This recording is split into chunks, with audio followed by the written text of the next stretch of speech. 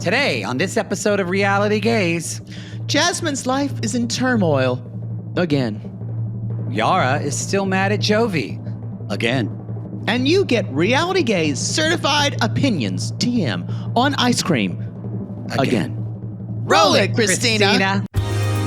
Hello, this is Captain Poodle speaking. Are you ready to find love? Yes, ahoy, matey. Love. Exciting and new. Go online. They're catfishing you. Shocker. Fiance. Soon you'll be flying to parts unknown. 90-day Fiance. Marrying someone you only met on your phone. Be they French or Chinese, a brand new K1 visa's the key. Ooh, the key to what, Poodle? To love. It's reality, yes, let's love.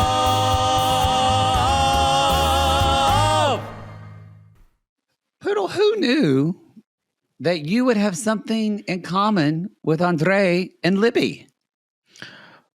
What? They like to fuck? Yeah, they like to fuck a lot. Or as Libby said, there's no time to make love or to have sex. Sometimes you gotta fuck. I like fucking. I like to fuck. And Poodle went somewhere. It was really hot because when he fucks, he's ready to go. He becomes an actual kind of wolf animal. And it's not kind. No. Oh, no. It's not by any means sensitive. It's gentle. It's not sensual. It's not laying you down on a bed and then a camera pans up to billowing curtains. No. It lasts about 3 minutes. Oh, you think? Only 3 minutes? Yeah. Okay. Maybe 5. Not a lot of foreplay involved. She gets off, but she gets herself off. Just thinking about God, that's graphic. See, I could see Andrei being kind of like, I will make you come. Sometimes she probably just tells him that, so he'll just get off her. Yeah. She can go have a snack. Very brutish. Extremely brutish. Sometimes you want that. Sometimes. Do you? I like a little bit of sensuality. Of what? Sensuality. Have you? But so you're telling me you've been with a guy, and you've actually told him, "Hey." Like you actually took the cock ball out of your mouth and said, "Hey, can you just be a little more sensitive and loving?" I didn't say. I've never used those words. Okay, but I've said, "Hey, slow down." Okay. there's no entreaty. I just tell them what I want. Sorry, I brought it up, ladies, gentlemen, gays and days. When I'm in the zone, I am General MacArthur. This is Reality Gays, everyone. I'm Maddie. And I'm General MacArthur. And that slut is Poodle. And we are two ridiculous homosexuals who love nothing more than tearing reality television a new one. Especially our favorite obsession, especially with this girls trip, 90-Day Fiance, Happily Ever After, Season 9, Episode 14, 15? 15. You're not a kid anymore, Dorothy, which we are certain is either a misprint or... you know what? You Googled, so I can't... I gave grace about it the first episode, part 1, but in the 10 minutes that we took a break from doing episodes, I've decided that person should be fired. It's egregious. It's offensive and it's homophobic, and they should be fired.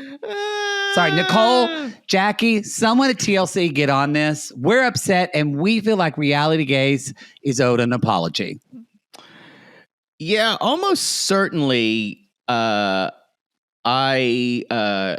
it says the phrase, and AI says the phrase itself refers to the iconic line spoken by Dorothy, but they're quoting. Why are they? How do they get this so wrong?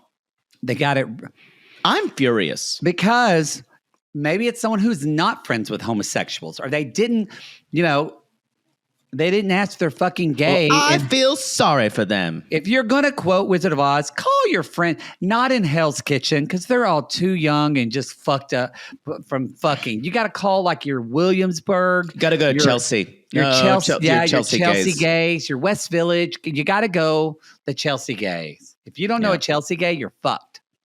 They're all muscled up and Yeah. been there. You're right. Yeah. This is an egregious error. It's egregious error.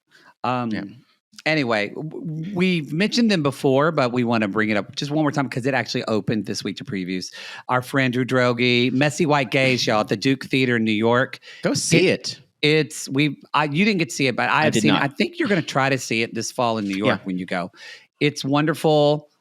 Go see it. It's a farce about gays covering up a murder. So they murdered their third. A couple they murdered murdered their they're in a throuple. It's hilarious. So check it out. All right. There was something else I was going to say, but fuck it, I don't remember. So I don't know. That's us thorough. If you're watching this on YouTube's day on a Tuesday, you're just seeing me going, I don't know. Love is Blind is heating up, y'all. We've got episodes 10, 11 dropping on Wednesday of this week. We're probably not going to get the last episode, which is going to drop the following week early. Yeah. Because they're too afraid of leaks. Although I think the cast is going to basically leak it themselves at this point. Yeah, pretty much. They don't give a shit. These fuckers, they're thirsty, but I just have a feeling that I don't think they were that restrictive this time. I don't think so. I think they said PR just went, let's try something. Let's leave them to their own devices and tell them they can do what they want. And see if it drums up more publicity for the show. Yeah. Yeah. It's a very, very radical technique than shows which are shrouded in secrecy, like Love is Blind try to do. Who knows? I don't know how I feel about it. It makes me wonder what the reunion's going to be like. I don't know. It to me would make for a lackluster reunion. I know, that's what I'm worried. But maybe they don't care as long as they have more people watching. Because they think like most of the Netflix audience, people who watch Netflix will watch anything. Boy, I mean, people watch Hunting Wives. A lot of sissies like that show. I'm sorry if y'all liked it. I thought it was utter. I did watch 2 episodes, but I thought it was utter trash. And there's just too much good. There's too much good. Yeah. I did enjoy House of Guinness, which I'm on episode 3 now. Oh, I want to watch Netflix. that. There's full frontal male nudity. Well, there's a gay character. Yeah. Is he based on a real gay character too, or no? I don't know if he was really gay for the Guinnesses. Well, but no, that looks great. It's great. It's kind of scratches a similar period. Isn't All's Fair coming out too? Yes. Yeah, I'm gonna watch that.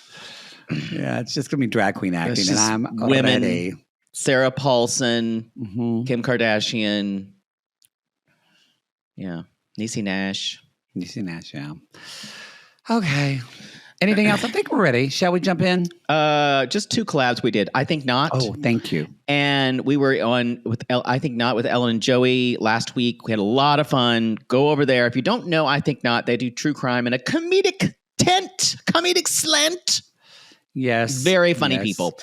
And I was just on Two Black Girls, One Rose with Natasha talking about Mel Owens, the bachelor who looks like a rectangle head. Yeah, because we're not covering the Golden Bachelor this season just because we're fully loaded and gaping. If you wanted to hear my thoughts on Mel and the woman who named Nicole, who seems like she's not here to make friends, this season, you can go over to Two Black Girls, One Rose and listen to episode 3. And you can listen to all their recaps if you want to listen to the show. I think probably at a later date because I forget who had the baby. Justine had a baby? Justine had the baby. Yeah, Justine had a baby on maternity leave. So I think I'll probably be jumping in on another following Probably episode. you are. Yeah. Mm-hmm. But it's it was really interesting how they did this season because, he basically said on some podcast, he's like, I don't want to date any women over 60 and I don't want any like hip replacements or wigs they had to walk that back. In the first episode, he's like, I really apologize for saying that. And they held him to the fire about it. Well, that's good at least. Yeah.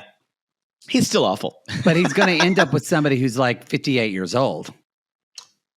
There are a lot of people who are over 60, but I shouldn't say they don't look it. The cast is a little more refreshed this season. There are fewer characters. There are fewer characters. Yeah. That's a shame. And the women are kind of playing it safe. I feel like it's kind of a weaker season in a lot of ways. Well, yeah, we'll probably, hopefully if we're not so busy, we will cover the Golden Bachelorette when that comes out. I loved that better. I really liked that better. Yeah. I think we can move on. Selling Sunset at the end of the month of October. Secret Lives of Mormon Wives coming on the 13th of November. We'll get as many out, y'all, as we can. Remember, we only get, supposedly, we don't know. We have to talk to them. We might only get 3 screeners, and we'll have to be putting them out when we can. Yeah. So, and because they drop all 10 at one time. I think that's it. Okay, let's jump in. Jasmine. Just Jasmine. Just Jasmine. Just Jack. Just Jasmine. Who's crying now? Now, Jasmine is still, she's right where we left her last time of Gino, the scorching call from Gino of basically threatening her with immigration and saying he's reported her and that he's already reported her, he says. That's what he says. She is sobbing and she's like, I don't ever want to talk to him ever again. And she calls Michelle. Remember Dana and Michelle? Dana's wife. Gino's cousin, yeah. Who are firmly Team Jasmine. Jasmine. And she tells her what happened. And Michelle said, which is true, but she said, just because he said something doesn't mean it's true. Yeah. I agree with that. And Jasmine's like, he's so mad and I don't know what to do. And boy, he's a master manipulator. I gotta say, the timeliness of this hits way harder with what's going on right now. Like, totally, y'all, we're recording this on October 8th. We are sending all of our love and support to our Chicago sissies right now, who are dealing. And we did it with LA. We know this is scary, and so, but it really. I'm assuming when we see on the tell-all, like if this isn't settled, I wonder if Jasmine even would go in person to a tell-all. I could see her not going out of fear. Yeah, it's a really good point. So, remember the tell-all was filmed probably a couple months ago. But still, you're right. I was texting with a former 90 Day cast member. I don't want to say their name, but talking about how her husband has been a little concerned and worried. They live in Florida and like ranch dressing. That's all I'm going to say. Yeah. But texting her how they've been kind of fearful too. So I totally understand. This is affecting a lot of the 90 Day cast members' world. So we'll see how that is talked about. Who came here in a completely legal manner. Yeah. A completely legal manner. So... but that's not stopping ICE. So anyway, so she is, I think, rightly having a freak out about this. And she says, I'm an immigrant. He's an American. I'm always going to be at a disadvantage. It's my word against his. My word against his. He's saying I owe him $75,000. But Michelle even says, look, she said, I understand why he's angry. She said, but he won't admit his part in this. He rejected you every step of the way. Michelle said that, yeah. Michelle said that. And so, and Jasmine says, I don't mind going to Panama, but I don't want to go through this pregnancy without Matt. And Michelle recommends going to a lawyer because this is what Jasmine does. Well, talk to the lawyer. That lawyer. Ooh, talk about no bedside manner. Jesus fucking Christ. God. Good Lord. Good Lord. And so I thought the same thing. I was like, can you act like you feel? At one point she went, there's tissues on the table. We got tissues for a reason. They're right there. Not at all. Not passing her the tissues. Nothing. This woman was all business. All business. Which is, I guess, good. What you want sometimes in an attorney, but Michelle suggests going to an attack attorney. dog. Yeah, maybe. And so she's afraid of getting deported. She's afraid of going to prison, having her baby in prison. She doesn't wish this on anyone. She really goes there. She says this line that I thought was so kind of hit me in the gut, where she said, I was brought to this country with empty promises. And I went, boy. I trusted people I shouldn't have. And trusted people I should have. I wonder how many immigrants relate to that. Mm-hmm. Really, truly. So it's, anyway. Later on, she is eating these dry ice cream balls. I hate this shit. Okay, I hate this shit. I knew you were going to have a problem with this. It's not good. It's an effect. I get it. These things don't taste good. I kind of have to agree, honestly, because if you listen to Ina Garten, y'all, if you want your ice cream to taste better, take it out of the freezer and let it sit for about 5 minutes before you dig into it. It's the same reason why I don't want to bring this up, because it'll make you want it, but it's too late. I've already thought of it. I don't even know if they still have them, but it's why I think Marble Slab is some of the best ice cream you're ever going to fucking have. I don't love Marble Slab because they warm it up on the slab and it tastes so good. I've talked about this before at length. I don't like someone fucking around with my ice cream. I don't like someone like cavorting through my ice cream with any type of scoop. Okay, we got to agree. We're disagreeing on this one. God, I love like a throwing slab. It's like basically it's like throwing it all over that slab. Just give it to me. I don't want no fucking gummy worms in it either. Well, you don't have to put anything. They still at least mix it, and it warms it up. I don't want my ice cream molested. Okay. Just scoop it out and give it to me. That's already enough molesting for me. We should move on. I went off on Marble Slab a long time ago. This was like 3 years ago. You went off on this. Tell us if you remember Poodle's Marble Slab, because it means y'all are a real one. You're an OG. No, you're a real one. That's at least 3 years ago. That was definitely during the pandemic. I went off on it. I find it gross. I feel like I remember I was in Oklahoma. And I know they're using some type of implement, but it feels like they're just using their hands to me. Oh, I love it. Nope. All right. Nope. So they're eating this trash ice cream. Give me salt and straw. And so, boy, don't you have money to spend on ice cream? Wow. It's really good, though. Wow. You can just throw it away. $8 for a fucking scoop. It's really good. Yes, but admit it, it's crazy expensive. It's too expensive. Mm-hmm. I have not had it in a long time. I often do not. I never eat ice cream. I never eat ice cream in restaurants. I've made this. I know. I do like Jenny's. I don't really like. I kind of prefer. That's a good Jenny's. ice cream. That's a good ice cream. Yeah. It's not cheap either. Life is too short to eat inferior ice cream. Now I agree with that. Yeah. Yeah. And I don't think you need to eat a lot of it. That's the thing. I would rather eat a tiny bowl of really good ice cream instead of like 3 scoops of like fucking Breyers. Okay, so you telling me you walk into Salt and Straw with that smell of those homemade waffle cones and you don't get a waffle cone? Lie to my face right now, you bitch. I get a waffle cone. Yeah, exactly. You don't get a bowl at Salt and Straw. But I get a scoop usually. Yeah. Yeah. I thought you were saying you got it like in a bowl. Come on. I have literally seen you push children out of the way for a hot waffle cone.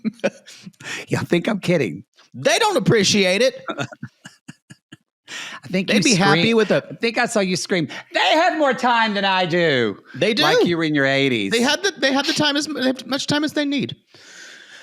So where are we? They're having this ice cream, and So she's making a list because she's got pregnant, foggy brain of what to ask the attorney. She's like, my brain is shrinking because of pregnancy. It kind of does do that. It's not. Is It's it because true. there's so many hormones? Because I know it's I a don't thing. know. Pregnancy brain is a thing. Is a thing. I would imagine because there's hormones and also your body. I feel like when you're making a baby, that's like when your body is going 100 miles an hour for 9 months. And your attention is diverted elsewhere. So your body can only do. It's like I can't. That makes sense. I can't remember your grocery list because I'm growing a pinky toe right now. Yeah, no, it makes sense. I'm growing a pinky toe. Well, that's what your body's doing. It's growing a pinky toe. I think it's growing more than a pinky toe. I know, but it's one thing. It's doing a lot. It's making a I liver. Say you were using a metaphor. Yes. So I see. I thought you were comparing a baby to a pinky toe. No, I would not call a baby a sack of flour with eyes like you have. Did I say that? Yeah. So anyway, I don't remember that. Sure. No, I did. I own it. I totally own that. So Jasmine, she's going through what she needs, and Matt brings up, and I gotta kind of agree. Me we too. find out he's like, when is a good time to file for divorce? And she's like, Matt, I can't talk about that. But that to me, that does make the most logical sense because if you're divorced, then he can't do it. Gives him way less power over your. And we find out he's still got a lot of power, and because she says, "I have bigger things you don't understand." What do you think is the reason for this?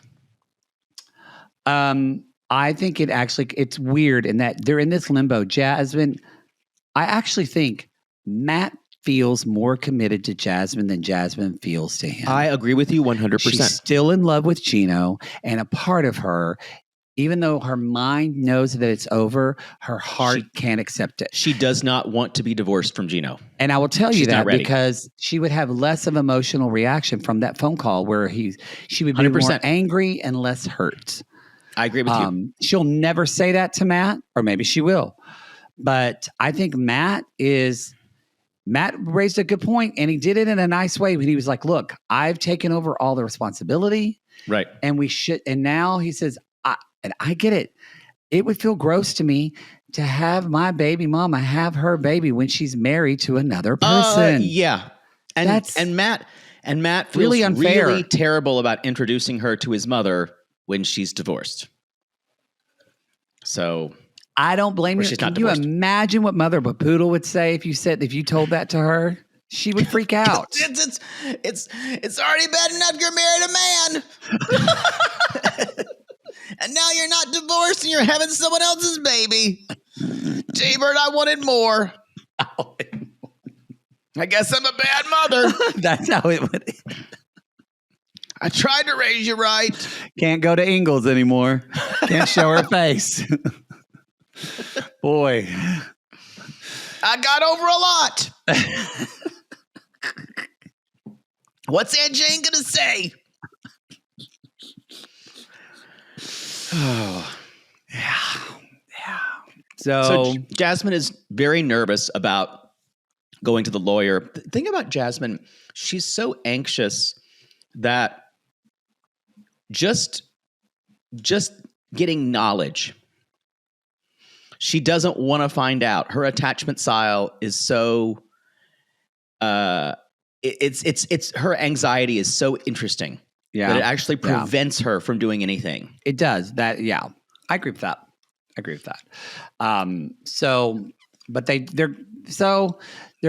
gonna go to Loren. We see they're on the way to the attorney. She's crossing her fingers in the car. She's very nervous. The attorney's name is Oxalis, I believe. Oxalis. I wonder what that like culture, like where that name sounds Latino. Well, whatever family I just kind of want to know, like, what was your home life like that she's having this, and you're just like, there's a tissue box. She's like, the tissues are on the desk. And Here, she I'm kind gonna look it up. might as well just like kicked the box to her. And so they sit down and Jasmine explains. And as Jasmine is explaining the story, you kind of see it's a name for a wood sorrel, a plant. Oh, okay. That's great. Yeah, I do. A wood sorrel. That didn't really answer my question, but I No, enjoyed it it. didn't. But It I did didn't. enjoy it. I did enjoy the random didn't. trivia of it. I appreciate it. A wood sorrel. Wood sorrel. Wood sorrel. Sorrel. Sorrel. Sorrel. Okay, I'm going to continue. Okay. So they're talking. She explains the story. The attorney's face is like, the fuck? She even says in her interview, I had no idea what this case is, and it proved to be quite interesting. This is very interesting. There's lots of moving parts in it. Because I did not expect this. Here's the layout of it. 5 years ago, they met online. She married him. We weren't having sex. Then we had an open relationship. The woman went, oh. And then she's like, then this guy happened. And then after all this, we've got a baby. Yes. And then so she asked, if deported, what about my daughter? And she's like, well, if this happens before she was born, if she's deported before she's born, she will not be a U.S. citizen. Yes. Yeah. Which is... And Gino... And according to Florida law, Gino would be assumed to be the father of the child. Which Matt, this is where you saw the rubber hit the road. That was crazy to me. I think that's more common than you'd think, than the presumed fatherhood. Because, idea. And this seems like a state thing. Again, this seems like a stupid Florida thing too, or like a more... I'm not sure how common it is, yeah. But I bet this is not... Come at us, family law, sissies, attorneys. Especially Florida, yeah. Because I bet you like in New York, California, because basically she said that it's like they assume that the baby comes from the marriage, from the union of these two people. Right. But what surprised me though is because we've had attorneys like that attorney that we were like with Pedro and Chantal on the family Chantal. When Pedro goes to her, she explains it's really hard to prove marriage fraud. And very difficult. And so I kind of thought this attorney would at least give that, because to me, based off of what we know, there is no way Gino could claim fraud. And I don't feel like that. But again, maybe it's different in fucking Florida. This was in Georgia. I think they were thinking explicitly about the deportation element. Yeah. But also, this is a very different time than when Pedro was. I totally agree. With Chantal. Can you imagine how terrified he would be of that family? Oh my God. Now? Oh my God. They would call ICE. Oh my God. Yeah, they would call ICE. They would 100%. Yeah. So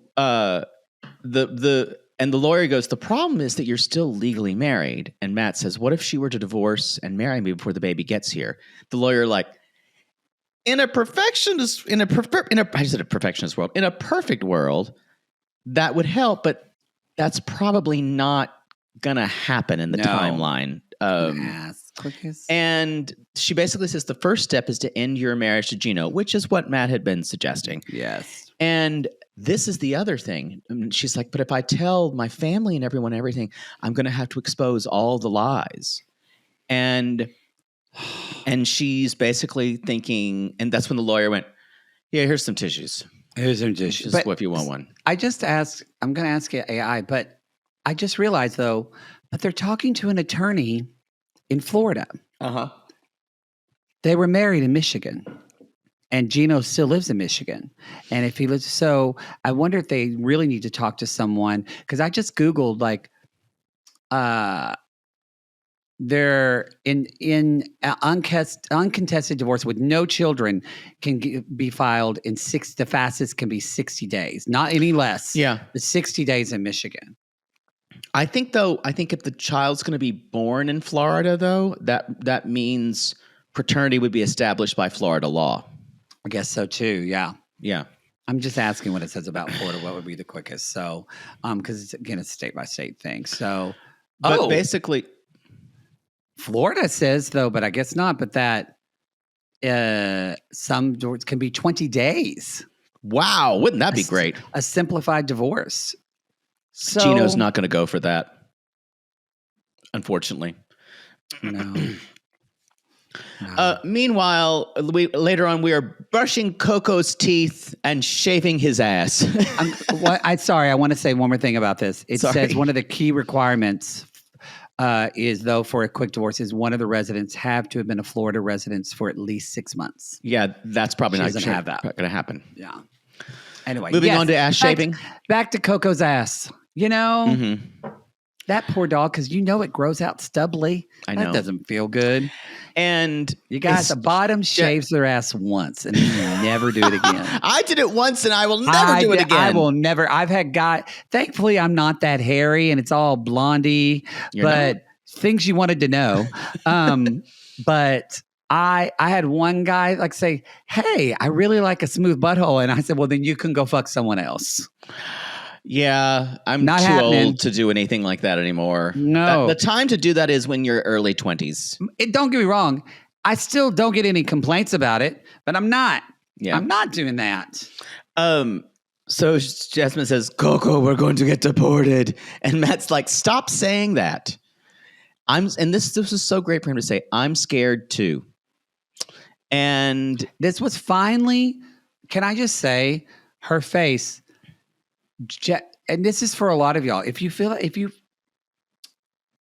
I know, especially men do this. They try to negate a spouse's feelings and try to fix it and say, like, calm down, just calm down. Don't worry. But there's the power is being seen when your pain is seen by someone who's looking at you in the face and says, "I see you're scared and I'm scared too." Nothing's more powerful than that. I totally agree. But but if the man's doing this, the man has to be vulnerable enough to say that. Yeah. So good on Matt for saying that.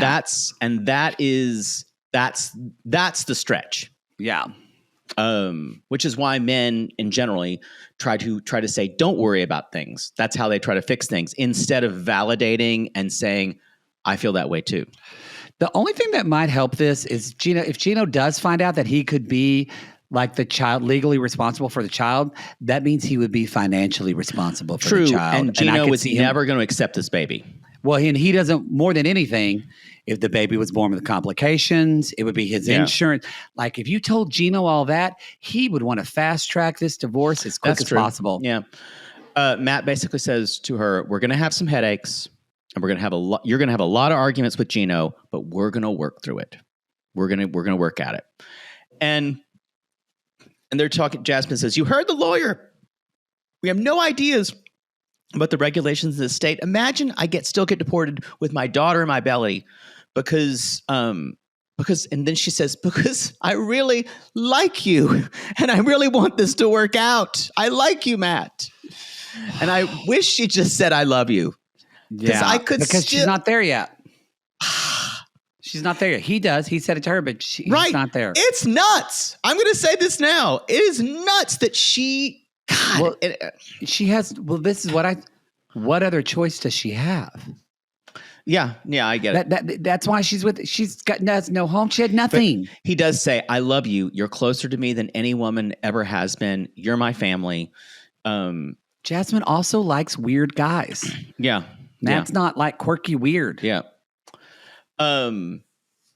And he basically says, "When you first told me you were pregnant," I think they finally worked on the storytelling of this. Someone did remind us that he told her he loved her in the gym that one time, which is a great place to tell someone you love them. We forgot about it because it was a stupid place to tell someone you love them.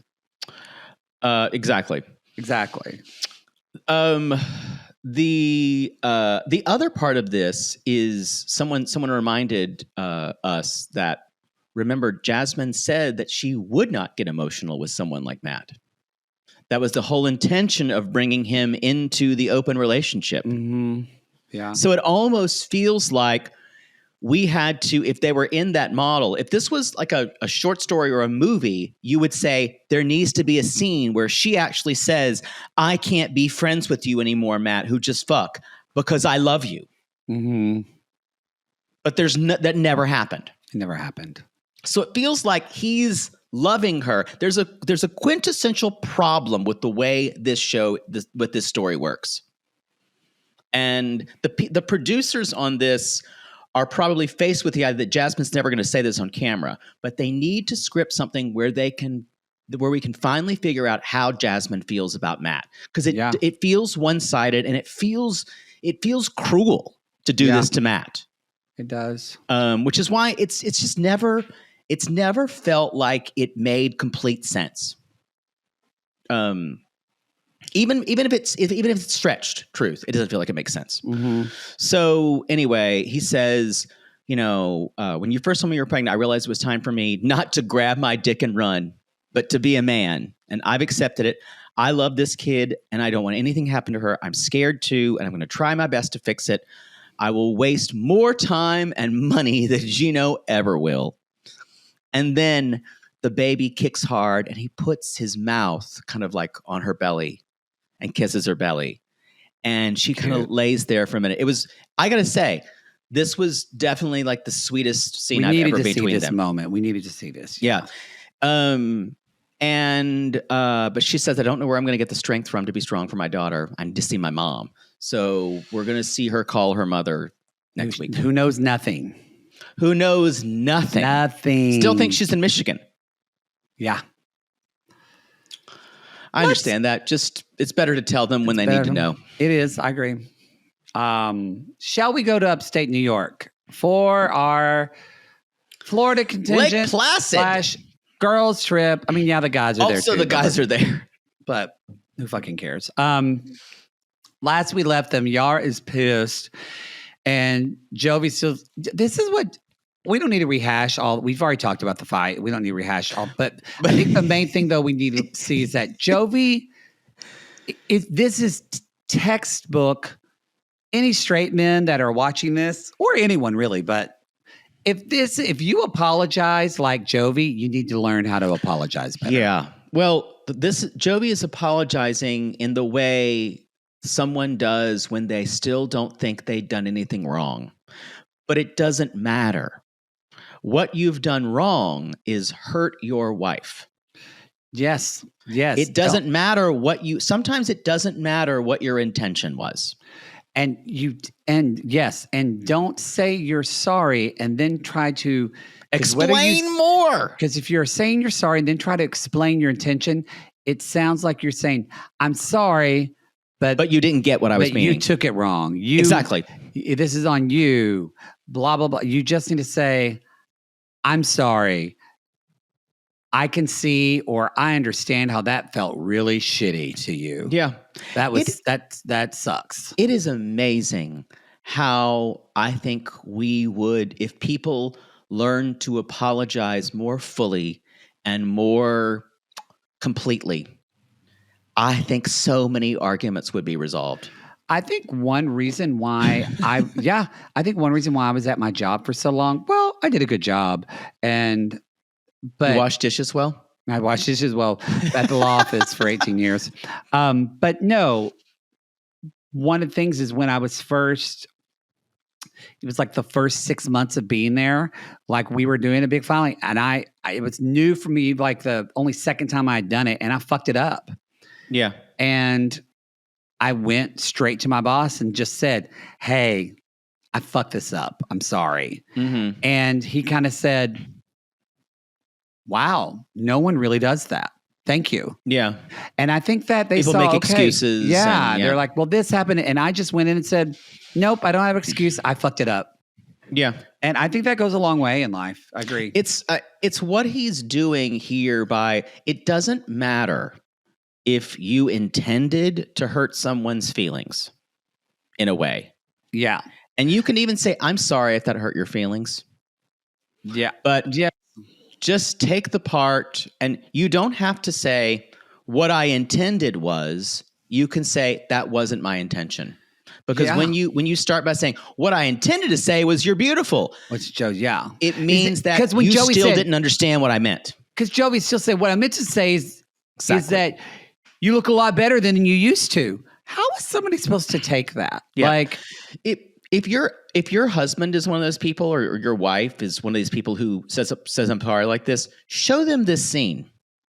This is the perfect boiled down reasoning why someone doesn't understand why this other person isn't accepting their apology. Yes.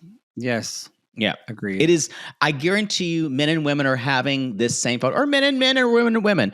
There are people having this exact same fight. Yeah. Oh, for fucking sure. And later on, she, of course, leaves. And just like, I don't know what I'm doing. I don't understand what I'm doing. And Loren's like, you should lift her up more. And Libby's just like, why don't you go get her? And so he goes, he's like, are you good? You won't come back? And she's like, I didn't say anything negative. And she finally says, it doesn't matter. It doesn't matter. It hurts me because I didn't choose the way I was born. And this, that just cuts my heart. She is so insecure about her looks. Yeah. It's her core thing. Yeah. And he's like, I meant it in a positive way. And she said, I think I'm beautiful now, but I didn't before. And there's no reason to ever bring it up again. I think if he just, if he just acknowledged her pain. Yeah. And Jovi never does that. And I agree with you. He never will. I don't think he knows how to do it. Unless they do like years of couples therapy. Yeah. Not last resort bullshit. Yeah. But like actual couples Something therapy. That's practice. You can go into a simulation. Yes. Like, yes. Yeah. So, I should know this. I studied it. I'm blanking. But like the type of therapy, couples therapy, is it Harlow? But it's the one where like if you're a couple, someone says, I was really hurt when we went to the grocery store. And you say what you're telling me is, and you do the whole, you repeat it. That would be so powerful and helpful for Joey for you to fucking learn. Yeah, because it get him out of his head, get him out of his experience. Yes. Yeah. I gotta look. I gotta look now. That's fine. I'll keep going. Yes. So Libby is asking like, what was so bad about last night? And Loren's like, well, it was kind of rough. And they're like, let's talk about something else. And Andrei just goes to Jovi, you do say some stupid shit. And finally, let's drop it. But let's have a girls' date tomorrow. Girls' date. So it was what you said? I haven't found it yet, and I'm probably... You're a terrible Googler. I'm not a terrible Googler. Yes, you are. I'm not. Christina, roll every time he's ever trying to look something up. I'm a good Googler. Anyway, y'all, everyone's leaving, and Joey's like, well, have fun relaxing. It's going to be a hard night for me. And Harville Hendrix. There you go. That's what it is. Thank you. All right, Thank you. We got there. So Andrei, basically, they're talking in the moment, and Jovi says, Andrei says, Jovi feels insecure and always makes jokes to put down her self-esteem. And Libby's like, and they call you the dick and the horrible man. And Andrei, who's the dick now? Boy. They have still not gotten over this. It's so later on. It's so sad. It's so fucking sanctimonious where Libby is acting like, I can't believe Loren is still in the past. And I was like, oh, bitch, you're more in the past than she is. She was such a troll this episode. Oh, she was. She's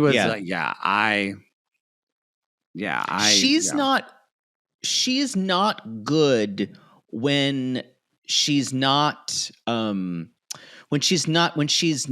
up against another woman that's not her sister, one of her sisters.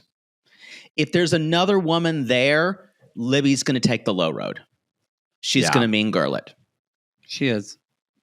Like we see next week when she's throwing Loren under the bus. Oh. Because I don't really think Loren said anything that bad. Here's the thing. Loren is always going to be the perpetual victim. That's just how she's wired. But she's not a bad person. No, she's not. Libby's got a little bit of a bully in her. Yeah, she's a boy. And so it's always for Loren and Libby's friendship, if it keeps continuing, Libby's going to bully Loren into something. Always, yeah. Yeah. I actually don't see it lasting that long. No. I think it was probably they texted and they were friends because of the show before. And when they actually have to spend time with each together, other, they're like, oh, I don't like this person. Oh, I don't like this person. I think I would much more spend time with Loren instead of Libby. Oh, 100%. Yeah, for sure. For sure. So, okay. Sorry, where are we? I was looking up Harville Hendrix. The girls are going to go on a date tomorrow. Yes. And they're trolling them more. And Andrei's like, this woman is in a different league than this guy. Look at his face. He won that woman by his money. I don't. And even Libby's like, don't say that. That's mean. They're cute together. They're cute together. And then Yara's talking to Jovi. She said, imagine your deepest pain, and I bring it out. And Jovi kind of goes, you need to figure out these problems yourself. It's not me. I wrote down, Jesus Christ. It's like they need last resort again. That's what they need. It's like, well, it's because, it didn't take. Where Yara's like, here I am worrying about Libby and Loren. And now I'm like, fuck, we're the ones with all the problems. And she says, and this is why I'm not moving to Louisiana, because I'll be there by myself. Oh, so you're going to punish me for it? Yeah, you're going to punish me for whatever it is? I'm going to go to the bar. Meanwhile, the next morning, our sexed up trolls are Andrei's doing push-ups and he has sit on my back. And she's like I sat on you last night. Yeah, they fucked. Are they like venturing into OnlyFans? Because they're talking about sex a lot. I think both of them had them for a while. Well, we know her sister's the butthole brigade. Yeah, they had them. I think, but Libby had one too. I think they stopped using it. Okay. But the boys are going to go snowmobile. We don't really even see anything about that. Who gives a shit? Alex basically says, Jovi, are you still in the doghouse? And he's like, I was, but she woke up in a good mood. So the girls... Yeah, because she's going to go spend his fucking money. Yeah, it looks like Yara's going to make Jovi pay one way or the other. And did you know the name of this shop? I did. It was called Claim Your Calm. Claim Your Calm. It was either the shop. I don't know if this shop name, but that was the kind of idea of the shop. No, it was called Claim Your Calm. Good Lord. Yeah, it was. Yeah. Libby has one of these flapper hats on, and she looks like fucking Jordan Baker in The Great Gatsby with she's the golf pro. Y'all, if you didn't think Jordan Baker was a lesbian, you are wrong. You're wrong. Because Nick is a big old queen. Yeah. He always liked Gatsby a little too much. I always think Jordan Baker was a lesbian. She's a golf pro. I mean. Yeah.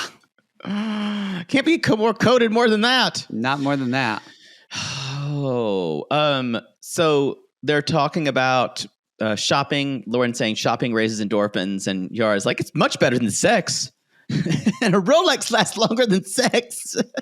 I don't think, and we do find out later that the sex game has been off for Jovi and Yara. Yeah. Because she says it is mental, and Loren's kind of like agreeing with her. She's like, yeah, it is very much a mental thing. And that's where Libby jumps in. She's like, I like to get fucked. I don't care. I like to fuck.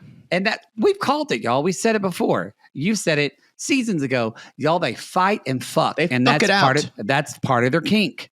And they don't really talk about stuff. They just fuck it out. She'll never admit this to anyone. I'm not saying that's wrong. It works for some people. She likes the brutish nature of him. That's her favorite thing about him. Yes, she likes how he digs into her family. Yeah, yeah, because that's what she always wanted to do. She feels it to like her protector. She loves it. Yep. They're talking about, and Yara says, "I don't fuck. I can't have sex if I'm not mentally not there." And I think was it Loren who says, for women it's mental, for men it's physical. I completely disagray with that. I know lots of women who have sex just for physicality. I think all sex is mental in some way, meaning it's connected. I think it's all connected in a way, but I agree with you. Especially when you role play. Okay. Did you think it was, again, because it doesn't take very much. Were you turned on a little bit when Alex and Andrei shared lip balm? Oh, yeah. I went right there. Yeah.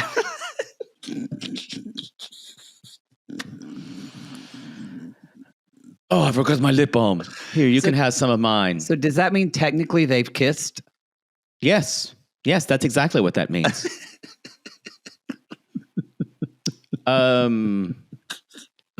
Your lips are so dry when you go up to the mountains. It's terrible. Anyway, so the next thing is they're having lunch, and the ladies are. Yeah, they're sitting at a bar having lunch. I gotta say, this looked so picturesque. Just like I don't like the cold, but I would like to go and sit at a bar at a cold and just get drunk in a little cute outfit. Sure. So Libby's doing in her confessionals, like, Loren and I aren't speaking. I appreciate Yara for bringing us together, but I just don't want to bring up the past. I'd rather move on. Because then you don't have to apologize for anything. You don't have to litigate anything. You don't have to accept responsibility. And what this is, what she does to her, it's borderline gaslighting Loren. Yeah, totally. Acting, Totally. Yeah. What Libby does say, it's good to see you. I don't wish any harm on you. Who talks like this? Like, why? Like Loren said, seeing you again, it hurts my heart. She's like, I don't want to cry. And Yara is sitting there because Yara kind of brought it up, and Yara goes, "Yeah, fuck, what did I do?" Right. And Loren says, "We were so close, and I feel like I can't trust you anymore." And then Libby gets this look on her face like she's eaten 3 lemon drops, and says, "What do you not trust about me?" Well, here's the problem. Loren thinks that being vulnerable and opening up to Libby is going to be what unlocks everything here. And it's not that way. That's like and what she doesn't realize, that's like she's showing her hand. That's like a titmouse trying to talk to a snake. Exactly. I can't believe you actually said a titmouse, which is a bird. You know that, right? A titmouse isn't a mouse? No, it's a bird. Well, still same thing. But I mean a mouse. Who knew? Why would they call it a titmouse? That's a bad name. I don't know. That's a stupid name. A titmouse is a bird. Well, it should be a mouse. I don't like it. You thought you were saying something really clever, too. It still works. I think a snake would have a hard time getting down a bird. Maybe an anaconda. But you look up titmouse. You're Googling. We'll just wait for 2 minutes. Snakes they commonly eat titmouse nestlings and eggs. So nestlings, yeah, little birds. Yeah. There you go. Well, that's a stupid name. Whoever named that a titmouse, I hope they feel dumb. I'm sure it came from some archaic. Well, it's stupid. I don't care where it came from. Well, okay. Move on. It's okay to be wrong. It's okay to be wrong. I don't mind making a mistake. I don't think about it at 2 a.m. like you do. That's fair. That's fair. So Loren basically says, well, I just don't think Andrei went through all your texts from 2 years ago. So now for Libby, this makes Libby feel like she's a liar. And then Libby says, well, listen, ask my questions about why you don't trust me. So she's avoiding her answer to the question because she doesn't want to answer it.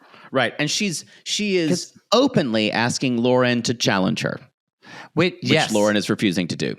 And it is because I agree with Loren. This is weird. Andrei's a nosy son of a bitch, and do I think he goes through Libby's phone? No, she told him. Yes, she told him. But not after 2.5 years. She told him. She told him. And then, this is so good. I will say, this is a masterclass in deflection. And Loren said, well, he's talking about it in her confessional. She's in total denial she did anything wrong. She had to have learned it from Libby. And Libby's like, well, have you talked to my husband about it? But this isn't about her husband and her. No. It's about Libby. But Libby is deflecting. So that way it's not her problem. It's kind of masterful the way she's doing it. It is. And the fact that Loren doesn't cut through the bullshit. Yes. But Libby's like, I'm moving forward. She should talk to my husband. My husband. And Loren, at the end of the day, I care about you. Oh, I care about you too.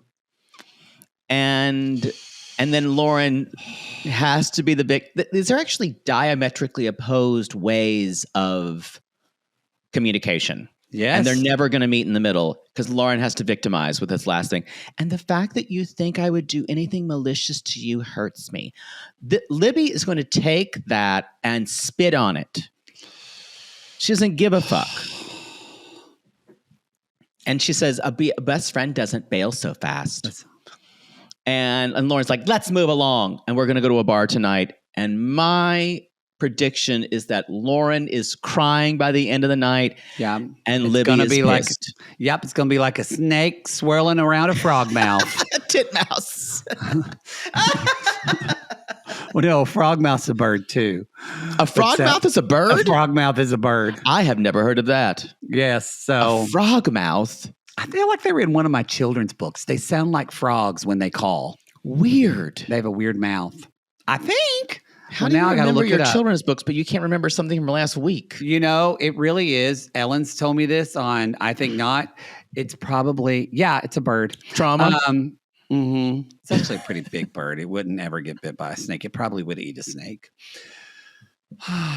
That's the fucking show. You said Ellen told you something and then you forgot what were you? Again, because she said, she was like, this was our last episode. Like, I think they took it out, but she said, Maddie, do you have diagnosed adult ADD? And I was like, what? Definitely. It's more than that. Like something's wrong with your brain. I had a friend who come out. No, I had a friend who come out and visited, and we were talking, and she's like, "I was just diagnosed with ADD. Do you have?" I was like, "Well, I'm pretty sure I had it as a kid. That's why, I basically one of my teachers. That's why I say gay ADD because I had it." And ADHD presents itself in very different ways. Very different ways for different people. Yeah. I should probably wouldn't hurt for me to get a diagnosis. Yeah, but I also feel like everybody's doing that now. Everyone's doing it. I don't mean to be Enneagram 4 about it because I'm not. No, I get you. I feel like y'all in LA, everyone in Los Angeles now has ADHD or ADD. It's just they just that something was just sprayed over the city and everyone's. And now we've all got it. Yep. That's the show. That's the show. I'm going to say this. We are 15 episodes in and still not sick of this. I'm not sick of it. Ever happened? I'm ready for it to go, but I'm not sick of it. Okay, they're still providing content. I think not having these other two couples are hurting them, especially the Julia and Brandon stuff. I think it's really hitting them. I can't imagine there's more than 3 more episodes. I just. No. And then maybe 3 or 4 tell-alls. We've rarely had more than 22 or 23 episodes in a season. Rarely. Yeah, I don't think. Because I don't think we're going to get Tiger Lily and Adnan on the tell-all. So I hope not. Right after this, y'all, you know what coming next? B90. We think one of my favorites. No, that's always what comes because it won't be 90 Day. Guess they just aren't having Love in Paradise this year. That's never a Sunday night show. That's always a Monday night show. But I guess, that's true. But we've never had it. Also, we appreciate TLC so much because they give us screeners. And one of the reps there just wanted to let us know that, reminding y'all that 90 Day Diaries will no longer air on Fridays. The remaining episodes of the current one will resume on Monday starting at 9 p.m. starting December 8th. Following the conclusion of Seeking Sister Wife. There you go. So there you go, y'all. A little update for you on that. All right, everybody. Thank you for listening. Please support our sponsors. They support us. Also, leave us a review on Apple Podcasts or Spotify. We appreciate it very much. And we just love y'all for letting us do what we love to do. Thank you so much. Thanks, y'all. Until then, we call these people lonely hearts because aren't we all just lonely hearts looking for love in all the wrong places, Boodle? Yes. And if you've ever been so disinterested in someone's situation that when they start crying, you say, there's tissues on the table. Why do I feel like one person on this podcast has said that? You know what? Call Riddle is not crying. me. Yeah. Call us.